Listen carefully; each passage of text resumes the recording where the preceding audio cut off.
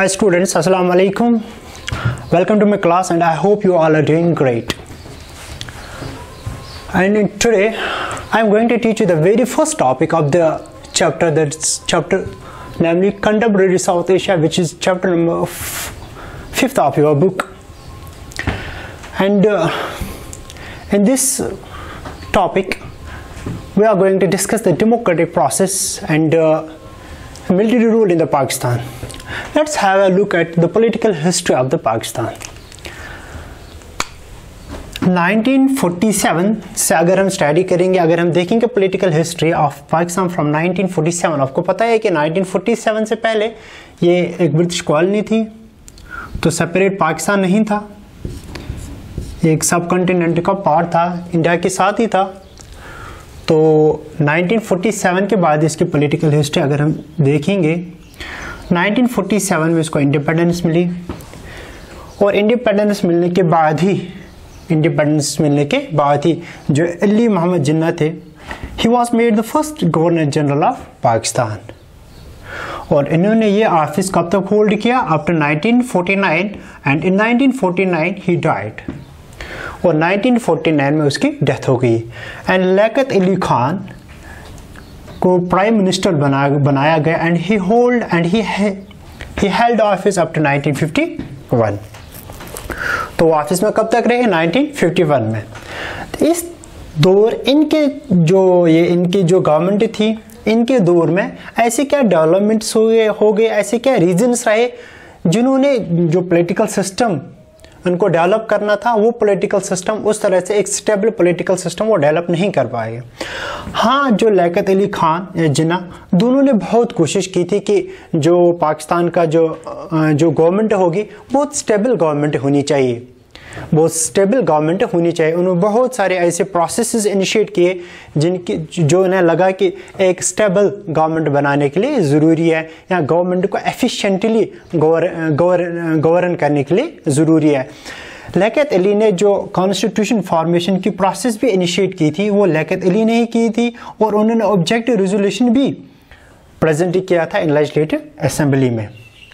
लेकिन जो सबको पता ही है कि न्यू स्टेट भी था, न्यू गवर्नमेंट थी और न्यू एक्सपीरियंस थी, and like other countries of the Indian सब कॉन्टिनेंट, ये इफेक्टिवली अपनी कंट्री को गवर्न नहीं कर पाए और बहुत सारे डेवलपमेंट्स इस बीच भी हो गए। इसमें जो मेजर डेवलपमेंट था दैट वाज 1947 एंड 48 बीच में जो वॉर हुआ, इंडिया पाक वॉर जो हुआ, तो उसने पूरे सिस्टम को क्या डिस्टेबलाइज किया।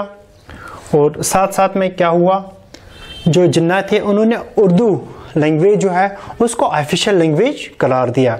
और इससे क्या हुआ, आपको पता है कि जो पाकिस्तान था before 1971, from 1947 to up to 1971, इसके दो विंग्स थे, west Pakistan and east Pakistan. वेस्ट पाकिस्तान वही पाकिस्तान जो आजकल का पाकिस्तान है, जो प्रेजेंट डे पाकिस्तान है, लेकिन ईस्ट पाकिस्तान वो है जो आजकल एक इंडिपेंडेंट कंट्री है, that's and is known by the name Bangladesh. और बांग्लादेश को ईस्ट पाकिस्तान कहा जाता है।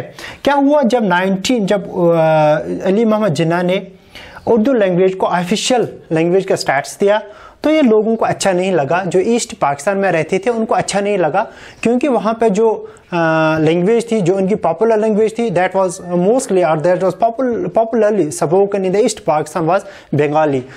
उनकी जो वहाँ पे जो मेजर लैंग्वेज थी वो बंगाली थी, तो उन्हें ये चीज़ पसंद नहीं आई थी। रिजेंटेड दिस दिस ऑर्डर और this ordinance by the governor general. तो उन्होंने क्या कहा, उन्होंने डिमांड करी, उन्होंने एक मूवमेंट स्टार्ट की वहाँ पे कि जो बंगाली लैंग्वेज है उसको भी यही इक्वल स्टेटस मिलना चाहिए। और एक मूवमेंट जो बंगाली लैंग्वेज मूवमेंट उन्होंने स्टार्ट की, तो 1952 में वो पीक पे पूछी, 1952 में पीक पे पूछी। और ये 1952 में क्या हुआ, बहुत सारे बंगाली स्टूडेंट्स पे फायरिंग भी की गई, और बहुत सारे स्टूडेंट्स की डेथ भी हो गई। हाँ, तो इससे क्या हुआ, 1956 में जो बंगाली लैंग्वेज है उसको तो ऑफिशियल स्टेटस मिला, लेकिन जो पीस वहाँ पे था ईस्ट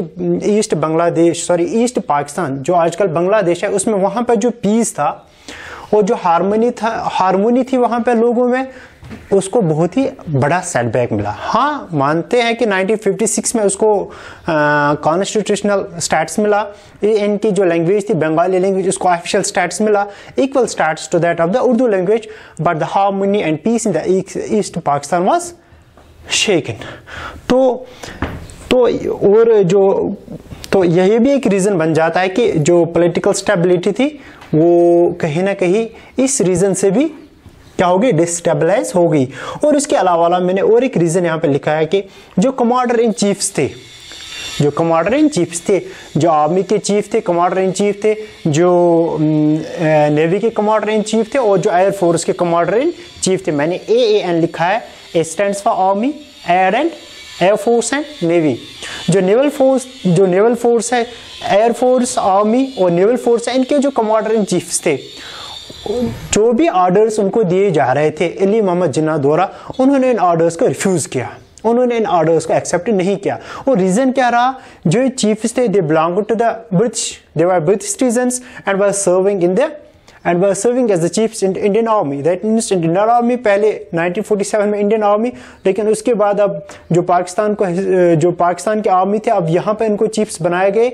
अभी इनके जो ऑर्डर्स ओबे नहीं कर रहे थे, किसके ऑर्डर्स, जिन्ना के ऑर्डर, जो गवर्नर जनरल थे, दे वर रिफ्यूजिंग हिज ऑर्डर्स।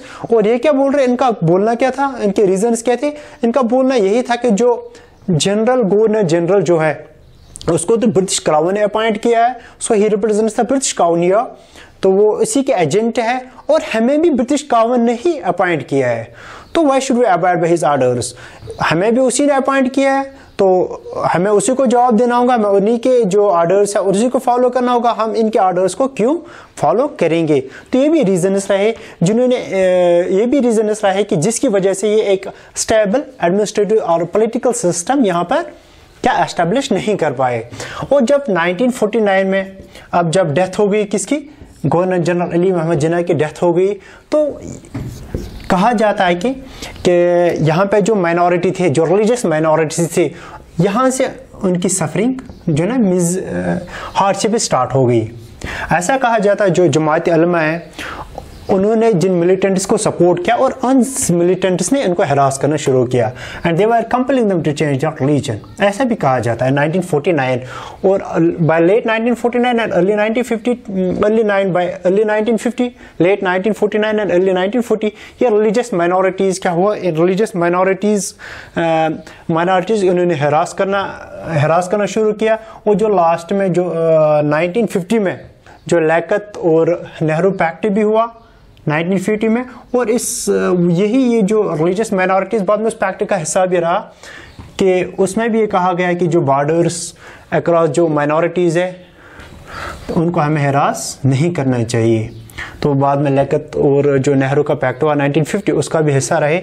और फिर तो 1956 में आपको पता ही होगा 1956 में क्या हुआ, जो पाकिस्तान की कॉन्स्टिट्यूशन है उसको इन्फोर्स किया गया, दैट वाज अडॉप्टेड इन्फोर्स इन 1956।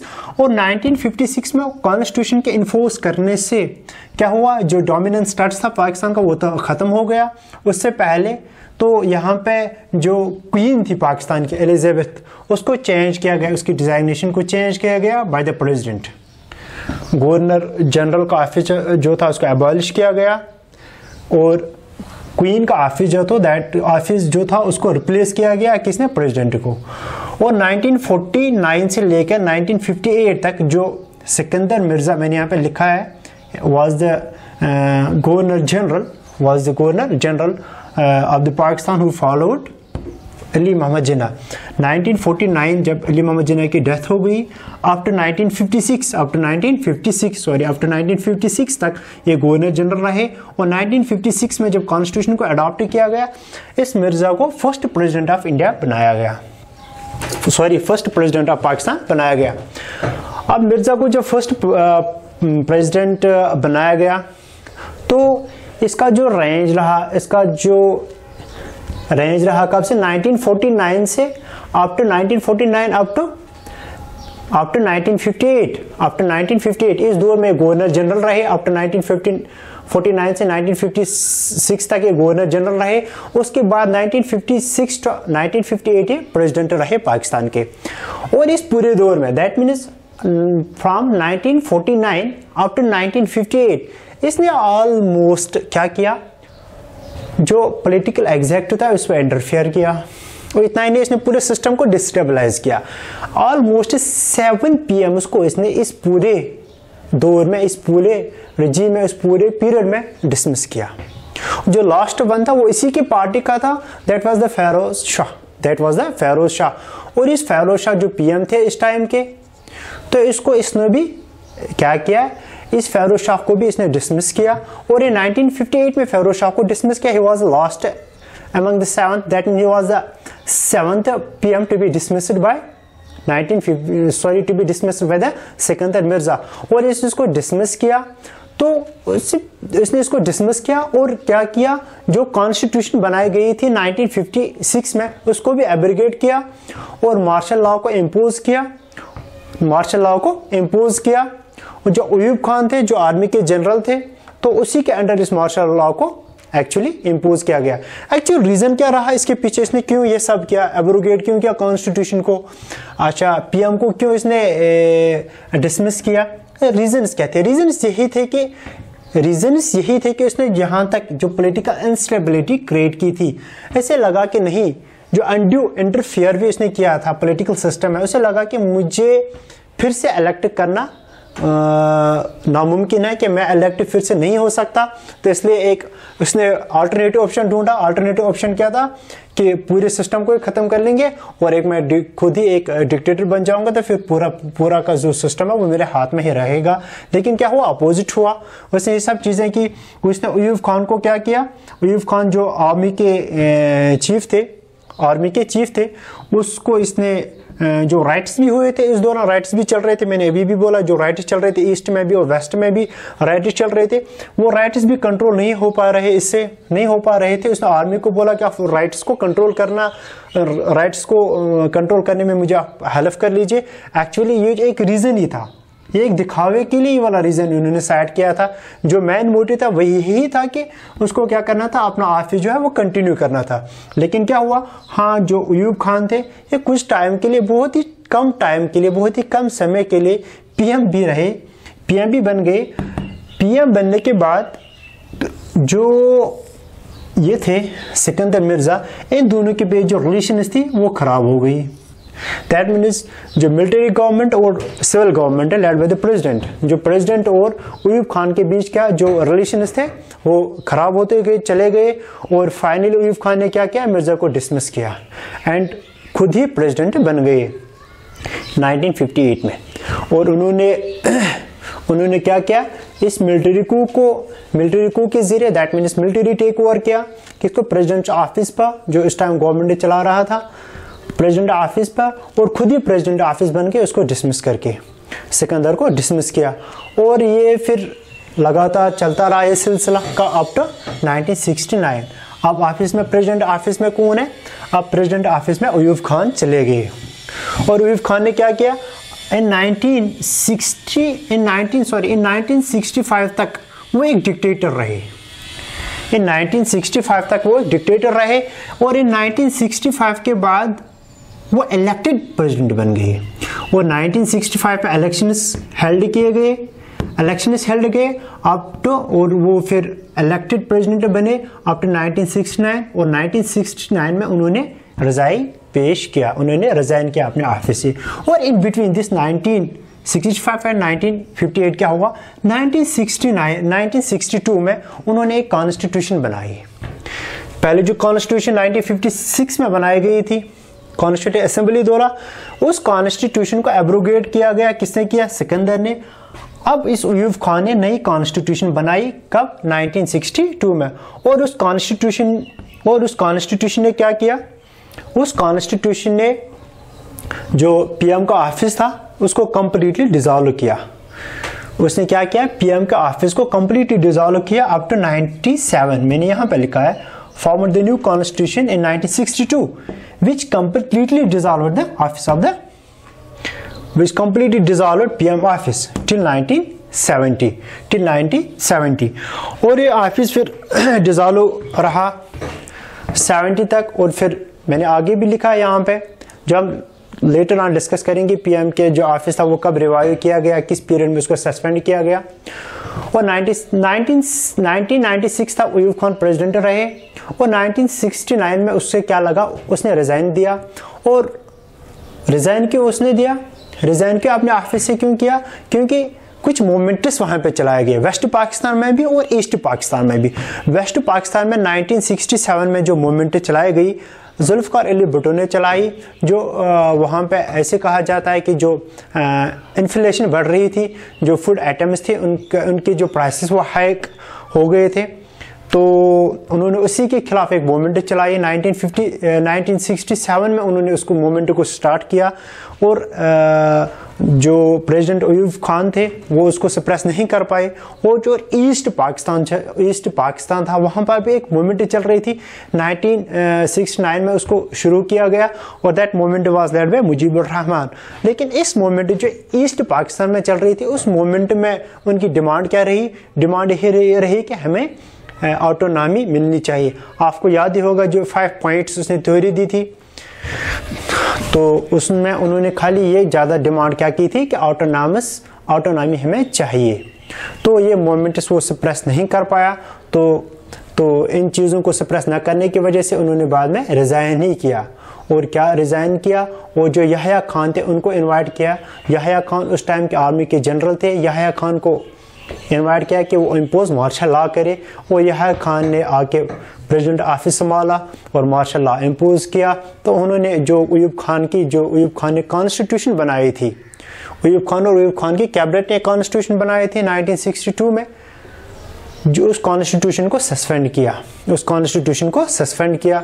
और 1971 तक वो ऑफिस में रहे, प्रेसिडेंट के ऑफिस में रहे और फिर उसने भी रिजाइन किया। 1971 में उसने भी रिज़ाइन किया। और उसने रिज़ाइन क्यों किया, बहुत कुछ इश्यूज़ रहे उससे लेके, बहुत कुछ इश्यूज़ रहे।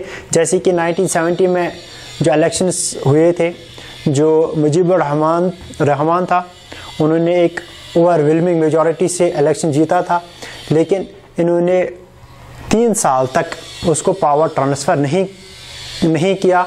तो ऐसा हुआ फिर, तो फाइनली क्या हुआ, वहाँ पे जो सिविल वार वो ईस्ट और पाकिस्तान के बीच वो बढ़ता गया और फिर इंडिया ने भी इंटरवेन किए। तो उस इंटरवेंशन की वजह से फिर जो बांग्लादेश था उसको लिबरेट किया गया इन 1971। और ये एक ह्यूमिलेशन थी इस याह्या खान के लिए। तो उन्होंने फिर जो वेस्ट में पॉपुलर लीडर थे उस time, popular political leader Zulfikar Ali Bhutto, तो उसी के फेवर में इसने रिज़ाइन किया। और जुल्फ़िकार अली भुट्टो ने फिर यहाँ से जो प्रेसिडेंट का ऑफिस था वो संभाला। कब तक, up to 1973। From 1971 up to 1973 अब जुल्फ़िकार अली भुट्टो जो थे वो ऑफिस में रहे और उन्होंने कुछ सिग्निफिकेंट डेवलपमेंट्स अपने दौर में किए। अब इन 1973 उन्होंने क्या किया, 1973 में उन्होंने प्रेसिडेंट ऑफिस जो है वो छोड़ा, स्विच ओवर किया पीएम ऑफिस में, खुद ही स्विच ओवर किया पीएम ऑफिस में। और प्रेसिडेंट किसको अपॉइंट किया गया, फवाद इलाही चौधरी, उसको उसने प्रेसिडेंट अपॉइंट किया। और फिर खुद जो पीएम ऑफिस था उसने उसको फिर से रीएस्टैब्लिश किया। मैंने अभी भी बोला जो 1970 तक वो सस्पेंडेड रहा, इसको अबॉलिश किया था, इसको कम्प्लीटली डिसॉल्व किया गया था। और किसने किया था, प्रेसिडेंट अयूब खान ने किया था। और 70 में और एक प्राइम मिनिस्टर को बनाया गया, 70 में उसको अपॉइंट किया गया। लेकिन 1973 और 1973 तक कोई और किसी और पीएम को अपॉइंट किया गया।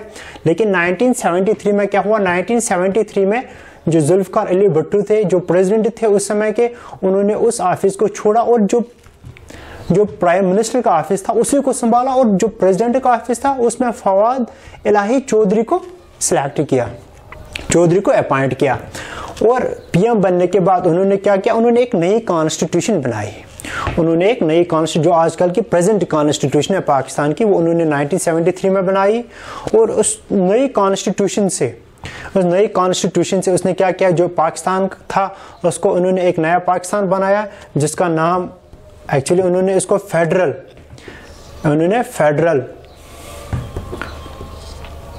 पार्लियामेंट्री रिपब्लिक पॉलिटिकल सिस्टम वहां पे क्रिएट किया पाकिस्तान में। फेडरल पार्लियामेंट्री रिपब्लिक सिस्टम उन्होंने पाकिस्तान में क्रिएट किया अपनी न्यू कॉन्स्टिट्यूशन के थ्रू। और 1977 तक ये पीएम रहे, 1977 तक ये पीएम रहे। और 1970 में क्या हुआ, 1970 में फिर से ऑफिस जो था पीएम का ऑफिस, उसको सस्पेंड किया गया और एक मिलिट्री कूप के जरिए। और वो मिलिट्री कूप कब हुआ, 1978 में। 1977 में एक्चुअली इलेक्शंस होने थे, इलेक्शंस हो गए।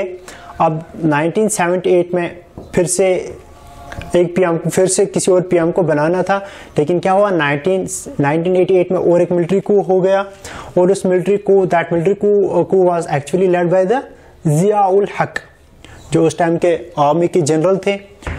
और उन्होंने अभी जो पीएम थे जुल्फिकार भुट्टो, उनको 1977 में उन्होंने डिसमिस किया।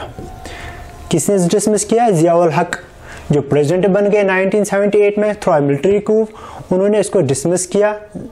जो जुल्फिकार अली भुट्टो जो थे प्राइम मिनिस्टर थे उस टाइम, उसको उन्होंने डिसमिस किया और मार्शल लॉ इम्पोज किया।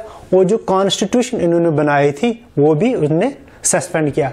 और उन्होंने रीजन क्या साइड किए इस चीज के लिए, जो रीजन उन्होंने साइड किए कि मिलिट्री कू के पीछे जो रीजन उन्होंने साइड किए, या जो जुल्फिकार अली भुट्टो जी थे उसको डिसमिस करने के पीछे जो रीजन उन्होंने बोले, उन्होंने रीजन से ही दिए कि जो सिविल डिसऑर्डर वहां पे हुआ था। सिविल डिसऑर्डर क्यों हुआ था, जो पॉलिटिकल अपोनेंट थे जिसका नाम था अहमद रजा, उसको ऐसे बोला जाता है कि उसको इसी भुट्टो ने, जुल्फिकार अली भुट्टो ने किल करवाया। वो एक कार एम्बुश में मारे गए और उस मर्डर के पीछे ये बोला गया कि इसी का हाथ है।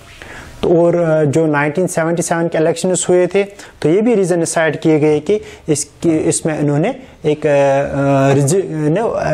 रिजिंग की थी, जो इलेक्शन रिजिंग हुई थी वहाँ पे, उसमें उस चीज़ का जो भुट्टो है इसके हाथ है। तो ये 1978 जो नेक्स्ट कूप दैट जो 1999 में हुआ, नेक्स्ट मिलिट्री कूप 1999 में हुआ। हाँ, हमने देखा कि किस तरह से मार्शल रूल को इम्पोज किया गया, उसके बाद ही डेमोक्रेसी को फिर से रिवाइव किया गया और फिर से मार्शल रूल को इम्पोज किया गया और फिर से डेमोक्रेसी को रिवाइव किया गया। 1970 से लेकर 1978 तक हमने देखा कि जो डेमोक्रेसी जो थी उसको रिवाइव किया गया, इलेक्शन हेल्ड किए गए। लेकिन 1978 से लेकर 1988 तक फिर से मार्शल लॉ इम्पोज किया गया। और किसने किया, अभी मैंने वहाँ पे लिखा था कि जियाउल हक ने किया था। ये मार्शल लॉ जो इसने इम्पोज किया था through military coup, and it last till 1988। और 1988 से अगर हम देखेंगे, 1988 से लेकर 1990 तक, 1988 से लेकर 1999 तक फिर से जो डेमोक्रेसी है that return to the Pakistan. And in this period that's from 1988 to 1999 3 presidents were elected in this period। जाहिर है यहाँ से तो लग रहा है, यहाँ से तो फिर ऑब्वियस है कि जो डेमोक्रेसी है दैट वाज वो फिर से रिटर्न हुई थी कहाँ, पाकिस्तान में। That democracy return to the Pakistan. और डेमोक्रेटिक प्रोसेस जो थी वो इस पूरे पीरियड में चलती रही। लेकिन क्या हुआ, 1999 में क्या हुआ, फिर से एक मिलिट्री कूप हुआ and that was that by general Parvez Musharraf. और इस टाइम जो 1999 में जो इलेक्टेड प्रेसिडेंट थे वो मोहम्मद रफीक थे, और जो इलेक्टेड पीएम थे वो नवाज शरीफ थे। लेकिन मिलिट्री कूप ने क्या किया, नवाज शरीफ को डिसमिस किया। और 2001 में जो मुशर्रफ थे उन्होंने एक डिग्री पास की, और इस डिग्री के थ्रू इन्होंने मोहम्मद रफीक को किस चीज़ के लिए बोला, रेजिग्नेशन के लिए बोला। और फिर 2021 में मोहम्मद रफ़ी ने रेजिग्नेशन पेश किया। और फिर 2001 से लेकर 2002 तक जनरल मुशर्रफ ही प्रेसिडेंट रहे। जनरल मुशर्रफ क्या रहे, प्रेसिडेंट रहे, लेकिन डिक्टेटर रहे, एंड 2002 में फिर से क्या, अब 1999 से लेकर 2002 तक फिर से मार्शल लॉ इम्पोज रहा। डेमोक्रेसी तो उसका नाम भी नहीं है, इस दौरान आपको नहीं मिलेगा। लेकिन 2002 में क्या हुआ, democracy return in the Pakistan and elections were held in the Pakistan, and the Prime President General Pervez Musharraf was elected as the president to the office, elected as president of the Pakistan. And जो prime minister थे उनका नाम क्या था, ज़फ़रुल्लाह, उनका नाम Zafarullah जमीली was also elected as the Prime Minister of the Pakistan. तो 2002 में फिर से डेमोक्रेसी रिटर्न होगी पाकिस्तान में। मुशर्रफ को प्रेसिडेंट इलेक्ट किया गया। हाँ, 2002 तक वो प्रेसिडेंट थे लेकिन इलेक्टेड नहीं थे, वो डिक्टेटर थे। लेकिन 2002 में उसको इलेक्ट किया गया एज ए प्रेसिडेंट और ज़फ़रुल्लाह जमीली को पीएम इलेक्ट किया गया। और इसने 2004 में उन्होंने, जो जमीली थे, उन्होंने रिज़ाइन किया। 2004 में उन्होंने रिज़ाइन किया। फिर 2004 से लेकर 2008 तक शौकत अजीज़ को पार्टी ने एज ए पीएम सेलेक्ट किया। और फिर 2008 से लेके शौकत अजीज़ को उन्होंने एज ए पीएम सेलेक्ट किया 2008 तक। तो 2008 तक वो पीएम भी रहे, लेकिन जनरल मुशर्रफ प्रेसिडेंट रहे 2008 तक। मैं फिर से रिपीट कर रहा हूँ, जो ज़फ़रुल्लाह जमीली, वो 2004 तक इलेक्टेड पीएम रहे। 2004 में उन्होंने रिज़ाइन किया। और फिर 2004 के बाद 2008 तक शौकत अजीज़ को पार्टी ने क्या सिलेक्ट किया और अपॉइंट किया एज ए पीएम। हाँ, ये पीएम की बात मैं यहाँ पे कर रहा हूँ। ऊपर जो मैं बोल रहा हूँ 2002 से लेकर 2008 तक जो जनरल मुशर्रफ थे, वो जनरल परवेज मुशर्रफ है, प्राइम मिनिस्टर नहीं है। जनरल परवेज मुशर्रफ जो है वो प्रेसिडेंट रहे 2008 तक। 2008 में उन्होंने फिर से एक अनदर मार्शल लॉ इम्पोज किया। लेकिन इस टाइप जो नवाज शरीफ ने एक पॉपुलर मूवमेंट चलाई और उसी प्रेशर के अंडर जनरल जो परवेज मुशर्रफ थे एज ए प्रेसिडेंट, उसको रिजाइन करना पड़ा।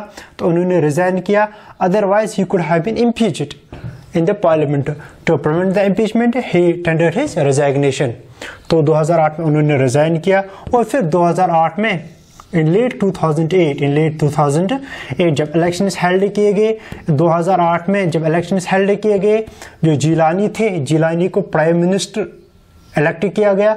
और इन लेट 2008 जो जरदारी है, आसिफ अली जरदारी, जो बेनज़ीर भुट्टो के हस्बैंड है, उनकी जो डेथ हुई 2007 में, उसके बाद बेनज़ीर भुट्टो की जो डेथ हो गई 2007 में, जो जरदारी है उनके जो हस्बैंड है, उनको इलेक्ट किया गया as a president of the Pakistan. और उन्होंने ऑफिस कब तक होल्ड किया, 2013 तक। और फिर 2013 में जब इनकी टेन्योर कंप्लीट हो गई, तो फिर और एक इलेक्शंस हेल्ड किए गए। तो ममनून हसनैन को एज ए प्रेसिडेंट इलेक्ट किया गया। और उनका जो टेन्योर था, नॉर्मल टेन्योर, वो 2018 में कंप्लीट हुआ। और फिर 2018 में फिर से इलेक्शंस हो गए। आरिफ अलवी को एज ए प्रेसिडेंट इलेक्ट किया गया और टिल डेट तक वही प्रेसिडेंट रहे। और हमें यहाँ से फिर देखता है कि 2002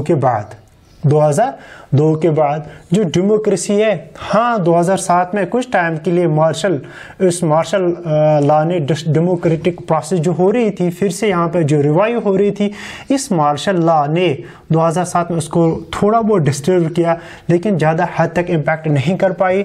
इस टाइम जो डेमोक्रेटिक प्रोसेस जो थी, वो शायद जो अभी तक हमने देखा उससे ज़्यादा स्ट्रॉन्ग ही थी। तो इसीलिए मार्शल लॉ यहाँ पर उसको इम्पैक्ट ज़्यादा देर तक इम्पैक्ट नहीं कर पाई। तो क्या हुआ, फिर 2002 से लेके टिल डेट तक हम देखते हैं कि democratic process as far as the presidential office is concerned, lost still date. अब आगे नहीं पता क्या होने वाला है, लेकिन दिन ब दिन जो डेमोक्रेटिक प्रोसेस है पाकिस्तान में इस टाइम अगर हम देखेंगे वो स्टेबलाइज हो रही है, वो स्टेबलाइज हो रही है। यहाँ से भी हमें डेट से भी पता चलता है कि जो पीएम्स थे किस तरह से उनको जो उन्हीं के जो जनरल्स थे, आर्मी के जनरल्स थे, किस तरह से उन्होंने टेक ओवर किया इन सिविलियन गवर्नमेंट को, और किस तरह से उन्होंने इन प्रेसिडेंट्स को अपने ऑफिस से रिमूव करके अपने ऑफिस से रिमूव करके फिर खुद की गवर्नमेंट्स इंस्टॉल की। लेकिन 2002 के बाद आज तक अगर हम देखेंगे ये जो पूरा प्रोसेस है, ये जो पूरा प्रोसेस था मार्शल लॉ इम्पोज करने का और मिलिट्री जनरल्स को ये प्रेसिडेंट बनने का, ये वाला सिलसिला जो है वो ख़त्म हो चुका है। हाँ, मैंने इसके साथ साथ में अगर पीएमओ की जैसे प्राइम मिनिस्टर के ऑफिस की बात भी की थी, अभी तक 1962 से जो कॉन्स्टिट्यूशन किसने बनाई थी? अयूब खान ने बनाई थी। जो कॉन्स्टिट्यूशन अयूब खान और उसकी कैबिनेट ने बनाई, उसने जो पीएम ऑफिस था उसको कंप्लीटली उसने डिसॉल्व किया, और ये डिसॉल्व कब तक रहा? 1970 तक ये डिसॉल्व रहा। और इस दौरान उन्होंने जो प्रेसिडेंशियल सिस्टम था उसको इन्होंने स्ट्रॉन्ग किया, क्योंकि जो पीएम के पावर्स थे, एग्जीक्यूटिव पावर्स थे, वो खुद उसने एक्यूमुलेट किए। वो उसने जो प्रेसिडेंट का ऑफिस था उसमें उस ऑफिस में जो पीएम के पावर्स थे उनको वेस्ट किया। That means all the powers of the office of the prime minister were vested in the office of the president. तो इस तरह से वो पावरफुल बन गए आफ्टर 1970। लेकिन क्या हुआ 1970 में? उन्होंने नूरुल अमीन को क्या अपॉइंट किया गया? नूरुल अमीन जो है उसको इलेक्ट किया गया, और इस तरह से 1970 इलेक्ट किया गया एज ए पीएम, और 1970 से लेके 1977 तक फिर से पीएमओ का ऑफिस जो है अभी भी है, उसको रिवाइव किया गया। अब यहाँ से देख लीजिए कि इस दौरान आपको मार्शल लॉ मिलेगा। That means democracy is suspended. Here we will again see that democracy is again revived. That means there is the revival of the democracy, return of the democracy to the Pakistan 1970 से लेकर 1977 तक। और इसी 1977 में क्या हुआ? जो जुल्फकार अली भुट्टो थे, अभी भी मैंने यहाँ पे बोला आपको, उनकी जो गवर्नमेंट थी जियाउल हक ने उस गवर्नमेंट को क्या किया? उसको डिसमिस किया, भुट्टो को डिसमिस किया, और खुद गवर्नमेंट की कमांड संभाल ली। और ये सिलसिला कब तक जारी रहा? आफ्टर 1985। दैट मीन्स 1977 में भुट्टो जो पीएम थे उसको उन्होंने डिसमिस किया, और जो ऑफिस जो था उसको भी उन्होंने क्या किया? ऑफिस को भी सस्पेंड रखा अब तो 1985। हाँ, 1985 में क्या हुआ? जो जियाउल हक थे 1985 में उन्होंने एक पीएम को सिलेक्ट किया, जिसने फिर जो ऑफिस में कब तक रहे? 1988 तक रहे, और उस पीएम का नाम था मोहम्मद खान जेनो। और 1988 में उसको भी फिर डिसमिस किया। हाँ, जो ही ने इसको इलेक्ट किया, जियाउल हक ने जो ही इसको इलेक्ट किया, उन्होंने साथ साथ में कॉन्स्टिट्यूशन में एक अमेंडमेंट भी किया। कॉन्स्टिट्यूशन में, कॉन्स्टिट्यूशन 1970 जो अभी तक सस्पेंड थी 1985, उसको रिवाइव करके उसमें उन्होंने एक अमेंडमेंट किया। और एक कॉन्स्टिट्यूशन कौन सी थी? Third constitution, that was formed in 1973 by Bhutto government. तो उसमें उन्होंने क्या किया? जो 8th कॉन्स्टिट्यूशनल अमेंडमेंट उन्होंने किया, 8th कॉन्स्टिट्यूशनल अमेंडमेंट के थ्रू उन्होंने पीएमओ को बहुत ही वीक रखा और खुद की पोजीशन जो है वो स्ट्रांग की। स्ट्रांग किया। तो हुआ क्या फिर? 1988 में उन्होंने उसको डिसमिस किया। बहुत सारे ग्राउंड्स यहाँ पे साइड किए जाते हैं क्यों डिस्कस किया। जैसे एक जेनेवा अकॉर्ड्स को उन्होंने एक साइन किया था जो इस जियाउल हक के विशेष के अगेंस्ट था, वो भी एक ग्राउंड साइड किया जाता है। और उसके बाद एक कैंप डिजास्टर का रीज़न दिया जाता है कि उस पर इंक्वायरी बिठाई गई। तो बहुत सारे रीज़न साइड किए जाते हैं, लेकिन यहाँ पे यही याद रखना है कि जो 1985 के बाद पीएमओ का ऑफिस जो था, जो पार्लियामेंट्री गवर्नमेंट पाकिस्तान में है उसको रिवाइव किया गया एंड 1988 में इलेक्शंस हेल्ड किए गए। 98 में एक्चुअली क्या होता है, एक प्लेन क्रैश होता है जिसमें ज़िया हक की डेथ होती है और फिर उसके बाद इलेक्शंस हेल्ड किए जाते हैं और इलेक्शंस 1988 के बाद अप टू 1999 तक ये पीएमओ जो ऑफिस है 1985 से लेके दैट मीन्स सिलेक्टेड से लेके फिर 1988 में इलेक्शंस इस पीएमओ ऑफिस को फिर से रिवाइव किया गया अप टू 1999। अब हम देखेंगे हाँ अगर 1985 टू 1988 सिलेक्टेड पीएम था दैट मीन्स लेकिन partial democracy that means we can say that partial democracy was restored. Partially the democracy was restored in 1998. Also the democracy was restored in a full manner. So there was a complete return of the democracy to the Pakistan in this period. Also 1999 में क्या हुआ, 1999 में जो फिर से एक जो मैंने अभी प्रेसिडेंट में पढ़ाया कि 1990 में जो मिलिट्री कूफ हुआ था जो किसने किया, जनरल परवेज मुशर्रफ ने और इस मिलिट्री कू के दौरान उसने नवाज शरीफ की गवर्नमेंट को क्या किया, सस्पेंड किया और इस सस्पेंशन की वजह से जो पीएमओ का ऑफिस था वो अप टू 2020 तक क्या रहा, सस्पेंडेड रहा। लेकिन 2020 में इलेक्शंस किए गए और तब से लेके जो पीएमओ का ऑफिस है वो कभी सस्पेंड नहीं हुआ टिल डेट। तब से लेके टिल डेट तक पीएमओ का ऑफिस सस्पेंड नहीं हुआ। हाँ 2007 में क्या हुआ था, 2007 में उन्होंने मार्शल लॉ इम्पोज करने की कोशिश की लेकिन इस टाइम मार्शल लॉ तो वीक हो गई। लेकिन इस टाइम अगर जीत किसी की रही वो डेमोक्रेसी की जीत रही। 2007 की बात कर रहा हूँ जो फिर से एक कन्फ्लिक्ट हो रहा था martial law military government and democratic government में, लेकिन इस टाइम जो जीत रही है वो डेमोक्रेटिक गवर्नमेंट की रही और प्रेसिडेंट परवेज मुशर्रफ को रिजाइन करना पड़ा।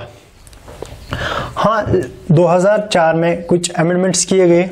2000 अगर हम देखेंगे पहले 1997 की बात अगर करेंगे जो अमेंडमेंट्स 13 और 14 कॉन्स्टिट्यूशनल अमेंडमेंट किए गए 1997 में और उस टाइम जो गवर्नमेंट थी वो नवाज शरीफ की थी। उन्होंने कुछ अमेंडमेंट्स किए, नवाज शरीफ की गवर्नमेंट थी, उन्होंने कुछ अमेंडमेंट्स किए और जो अमेंडमेंट्स किए वो 13 एंड 14 अमेंडमेंट उन्होंने कॉन्स्टिट्यूशन को किया।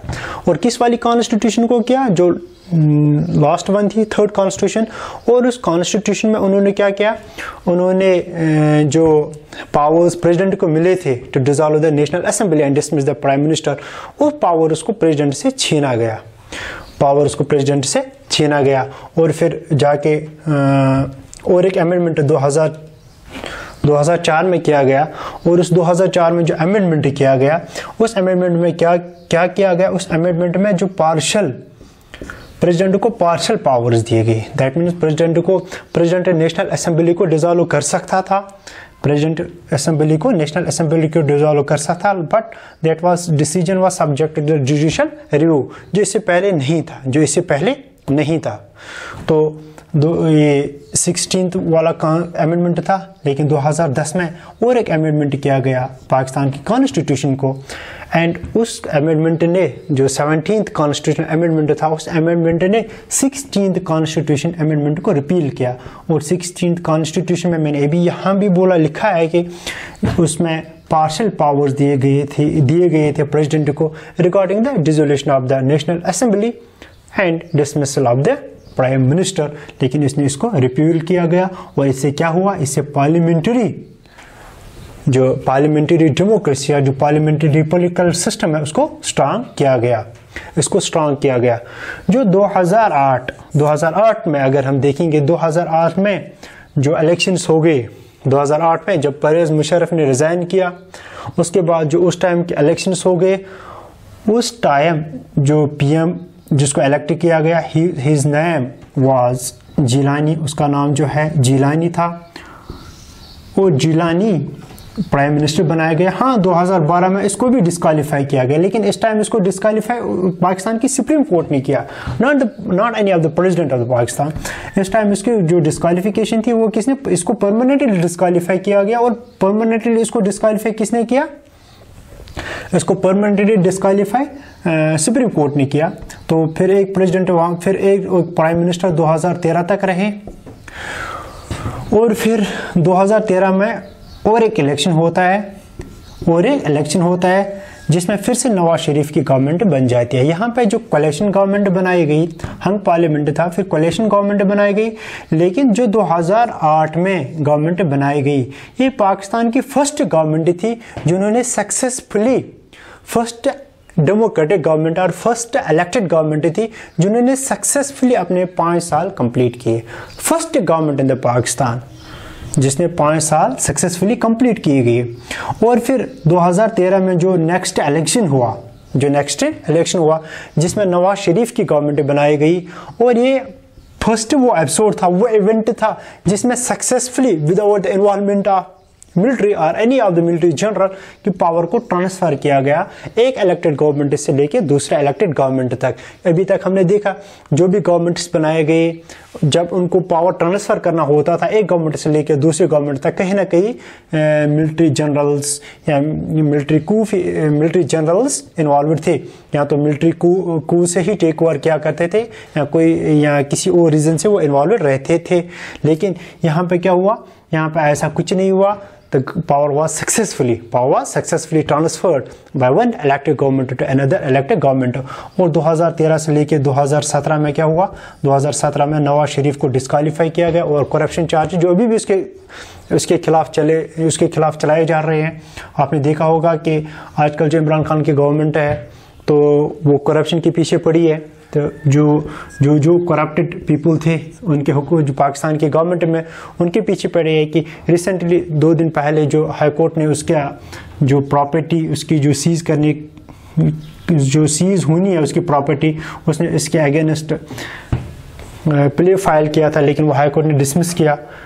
तो ये चीज़ें आप न्यूज़ में देखते होंगे कि जो करप्शन चार्ज है वो भी अभी भी उसके खिलाफ चल रही है। 2007 में उसको डिस्क्वालीफाई किया। उसके बाद अब्बास नकवी है, शायद अब्बास नकवी, हाँ, उसको केयर टेकर पीएम बनाया गया। और फिर 2018 में इमरान खान को प्राइम मिनिस्टर बनाया गया, जो टिल डे तक प्राइम मिनिस्टर है। इस तरह से हमने ये चीज़ें देखी कि किस तरह से पाकिस्तान में साइमल्टेनियसली डेमोक्रेसी, उसके बाद मिलिट्री कू, उसके बाद फिर से डेमोक्रेसी, उसके बाद फिर से मिलिट्री कू, और फाइनली जो है डेमोक्रेसी जो है वो स्टेबलाइज होने जा रही है और बहुत हद तक वो स्टेबलाइज हो भी गई है। आई होप कि जो क्वेश्चंस मुझे पूछे गए थे कमेंट सेक्शन में, व्हाट्सएप में कमेंट सेक्शन में, जैसे इफरी ने पूछे थे और व्हाट्सएप पे जैसे नाज़की ने पूछे थे, जो पाकिस्तान का रिलेटेड क्वेश्चंस उन्होंने पूछे थे, मुझे उम्मीद है कि उनको जो आंसर मिला भी होगा। और इनकी वजह से मुझे, इन्हीं क्वेश्चंस की वजह से मुझे ये चीज़ें इस तरह से एलाबोरेट करनी पड़ी। और ये इम्पॉसिबल है कि मैं हर एक प्रेसिडेंट को यहाँ पे डिस्कस करूँ, हर एक पीएम को यहाँ पे डिस्कस करूँ। एक लेवल भी उतनी नहीं है आप लोगों की, रिक्वायरमेंट भी उतना नहीं है, तो भी हमने इसको बहुत हद तक डिस्कस किया है। अब हम जो देखने जा रहे हैं वो यही रीजन्स कि ये जो मिलिट्री कूज हो गए और जो सिविलियन गवर्नमेंट्स जो वो ज़्यादा देर तक सर्वाइव नहीं कर पाए, रीजन्स क्या थे इस चीज़ के लिए। अभी रीजन्स कहते हैं, हमने बस जो देखा कि हमने एक पॉलिटिकल हिस्ट्री देखी, इनका एक टाइमलाइन देखा कि कब कब मिलिट्री कूज हो गए, थोड़ा माइनर रीजन्स देखे। अब एक जनरल रीजन्स देखता है कि वो रीजन्स क्या थे एक्चुअली जिनकी वजह से मिलिट्री कूज हो गए और जो डेमोक्रेटिक प्रोसेस थी जो ही वो रिवाइव हो रही थी तो उसको सेटबैक्स पेश आ रहे थे। ये ऐसे क्या रीजन्स थे जिनकी वजह से ये हुआ।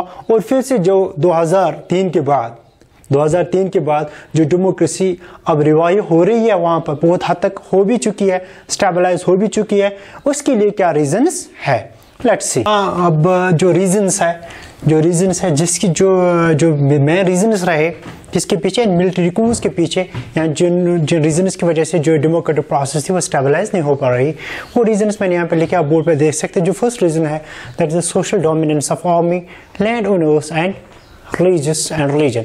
We can simply say the social dominance of the army, landowners and religious leaders. जो सोसाइटी थे उनमें अगर ज़्यादा किसी का चलता था वो आर्मी का चलता था, आर्मी ने इन पर होल्ड किया था। जो डोमिनेंट कोई ग्रुप था वो आर्मी थी, और land owners, west land owners का रोल तो ज़्यादा ही स्ट्रांग था, वो हमने देखा भी है, इंडिया में भी था।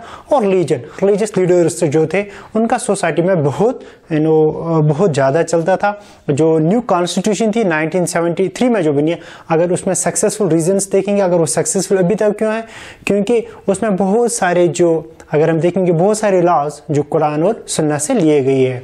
तो अभी तक अगर मिलिट्री कूज को किसी ने सपोर्ट किया तो ये रीजंस थे, जो जैसे आर्मी की डोमिनेंस थी सोसाइटी में, लैंड ओनर्स की, और रिलीजन की डोमिनेंस थी, तो उन्होंने इस मिलिट्री कूज को सपोर्ट किया।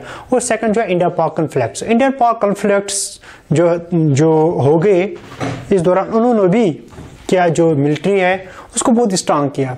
जो ओपिनियन जनरेट हो गई कि मिलिट्री से क्या होगा, मिलिट्री रूल से क्या होगा, जो सिक्योरिटी ऑफ द कंट्री है उसको क्या हो जाएगा, वो स्ट्रांग हो जाएगा। जो कॉन्फ्लिक्ट्स हो गए, जो हुआ द कश्मीर इशू, जैसे 1947 में हुआ, 1965 में हुआ, और एक कॉन्फ्लिक्ट 1971 में हुआ जिसमें बांग्लादेश लिबरेट हो गया पाकिस्तान से। और सेकंड जो स्ट्रैटेजिक इश्यूज है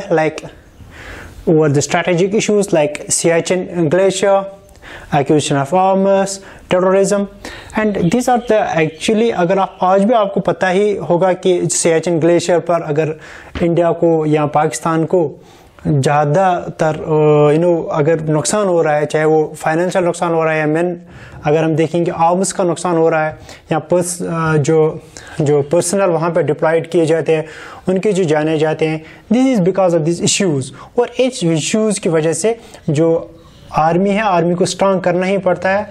और पाकिस्तान में ये ओपिनियन जनरेट की गई थी कि जो पाकिस्तान तब तक सिक्योर है जब तक इसका रूल यहाँ पर है, पाकिस्तान में आर्मी का रूल है, तब तक जो पाकिस्तान की सिक्योरिटी है वो ठीक ही रहेगी और पाकिस्तान सिक्योर रहेगा। और जो रिवर वाटर शेयरिंग डिस्प्यूट है, आपको पता ही होगा, इंडस वैली ट्रीटी जो हुई थी 1960 में हुई थी नेहरू और जनरल अयूब खान के दरमियान।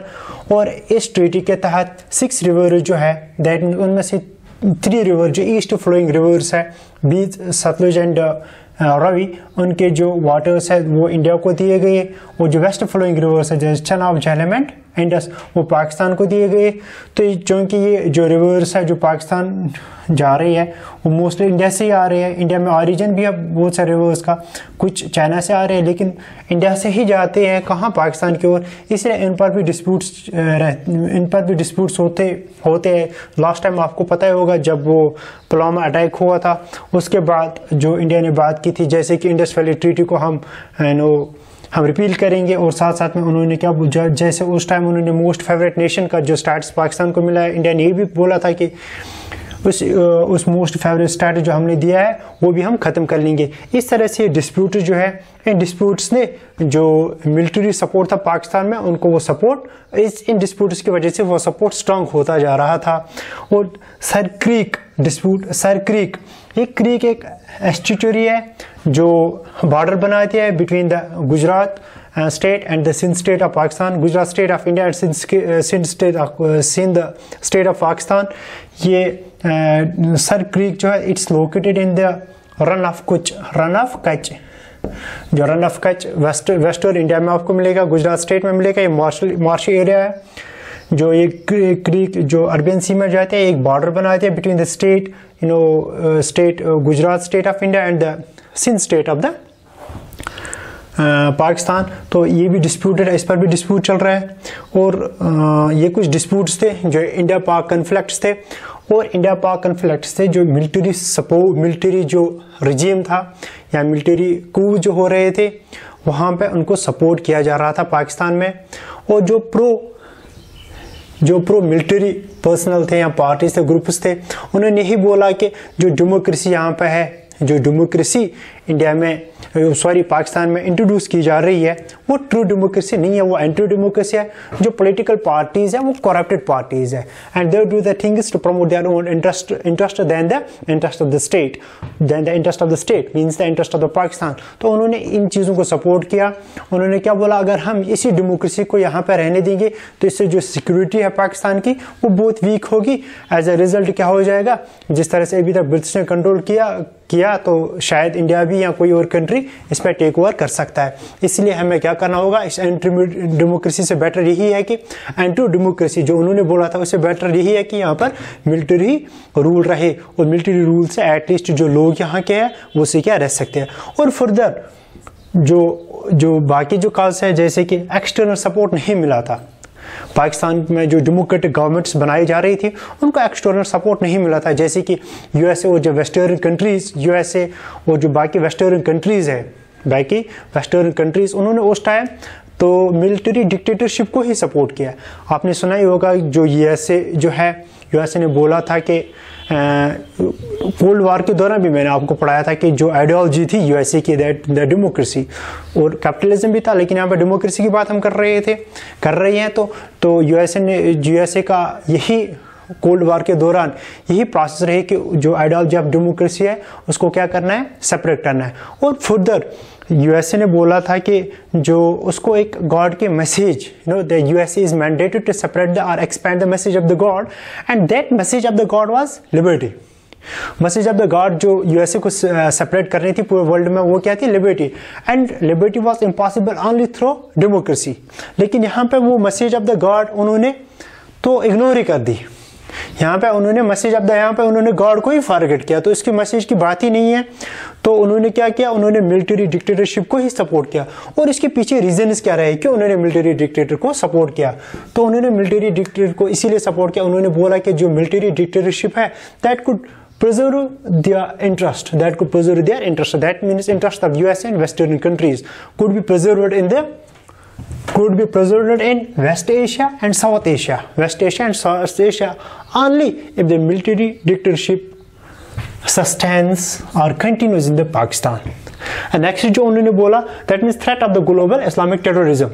उन्होंने बोला कि जो सिविलियन गवर्नमेंट्स अगर वहाँ पे बन जाएंगी तो इससे क्या होगा, ग्लोबल टेररिज्म एक्सपेंड हो सकता है। तो उन्होंने बोला कि वो थ्रेट जो है ग्लोबल टेररिज्म का, स्पेशली द इस्लामिक टेररिज्म, तो वो मिलिट्री कू से या मिलिट्री डिक्टेटरशिप से कंटेन किया जा सकता है। और थर्ड उन्होंने क्या बोला, जो न्यूक्लियर वेपन्स है वहाँ पे पॉसिबिलिटी ये भी है कि जो टेररिस्ट्स है वो इन न्यूक्लियर वेपन्स को अपने कंट्रोल में ले सकते हैं। और उन्होंने क्या बोला, अगर मिलिट्री डिक्टेटरशिप यहाँ पे रहेगी तो जो न्यूक्लियर वेपन्स हैं या न्यूक्लियर एनसेल्स हैं वो उन्हीं के कंट्रोल में रहेंगे। तो इस तरह से जो टेररिस्ट का कंट्रोल जो पॉसिबिलिटी है उसको अवॉइड की जा सकती है, उसको प्रिवेंट किया जा सकता है। ये कुछ रीजंस थे जिनकी वजह से जो डेमोक्रेटिक प्रोसेस थी या डेमोक्रेसी थी उसको सेटबैक्स लगे पाकिस्तान में, या वो अच्छे से स्टेबलाइज नहीं हो पा रही थी। अब जो कुछ रीजंस है जिनकी वजह से वो बीच में रिवाइव भी हो गई और अभी वो रिवाइव हो रही है या स्टेबलाइज हो रही है। ये क्या है, यही है कि जो लोग हैं साउथ एशिया के पूरे लोग जो है, not to speak of the Pakistan और not to mention of the Pakistan, अगर हम साउथ एशिया के लोग देखेंगे तो पूरे लोग जो यहाँ पर है वो डेमोक्रेसी को ही सपोर्ट कर रहे हैं। They are pro democratic in nature, they want to have a democratic government here. तो जो यही प्रो डेमोक्रेटिक सेंटिमेंट्स अगर हम पाकिस्तान में भी देखेंगे दे आर क्वाइट स्ट्रांग। तो इन्हीं सेंटिमेंट्स की वजह से तो वो बार instantly and different periods they kept on supporting the democratic governments. और सेकंड जो है प्रेस, पाकिस्तान की जो प्रेस है फ्री एंड कोरेजियस प्रेस, उन्होंने बहुत अच्छा रोल किया, तो इसकी वजह से भी डेमोक्रेसी रिवाइव हो सकी। और एक जो रीजन है दैट इज न्यू कॉन्स्टिट्यूशन, जो न्यू कॉन्स्टिट्यूशन 1973 में बनाई गई उसका भी रोल रहता है इस डेमोक्रेसी को रिवाइव करने में, क्योंकि इससे पहले जो कॉन्स्टिट्यूशन थे उनको अमेंड करना बहुत ईजी था, उनको अमेंड करना सिंपल मेजोरिटीज उनको अमेंड किया जा सकता था, एक ही बंदा कर सकता था, एक ही बंदे ने बहुत बार इनको अमेंड भी किया, एब्रोगेट भी किया, सस्पेंड भी किया, जो अभी आपने देखा। लेकिन इस न्यू कॉन्स्टिट्यूशन ने क्या बोला, उन्होंने बोला अगर अमेंडमेंट हम करेंगे, जो भी अमेंडमेंट होगा जो भी अमेंडमेंट होगा that must be passed by the special majority. जो इंडिया में हम देखते हैं तो वो एक डिफ़िकल्ट प्रोसेस बन गया लोगों के लिए, जो अभी तक उसको जो फर्स्ट और सेकंड कॉन्स्टिट्यूशन जो थी उसको फ्रिक्वेंटली अमेंड किया जा रहा था, लेकिन इस वाली कॉन्स्टिट्यूशन में जो अमेंडमेंट प्रोसेस थी वो थोड़ा डिफ़िकल्ट बनाई गई। तो इस तरीके से इसको जो ये पॉलिटिकल रिजीम से इंस्टीट्यूशंस जो बनाए गए थे उनको इजीली सस्पेंड नहीं किया जा रहा था। वो जो और एक रीज़न है that's human rights, active human rights, active